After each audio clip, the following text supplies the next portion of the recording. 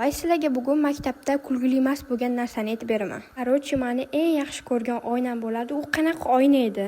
Bakal bo'ladi-yu, bakalning qopqog'i oynali bo'lardi, dumaloq bo'lardi. O'sha meni eng yaxshi ko'rgan oynam bo'lardi. Mendan hamma so'rardi o'zini oynasi bo'lsa ham.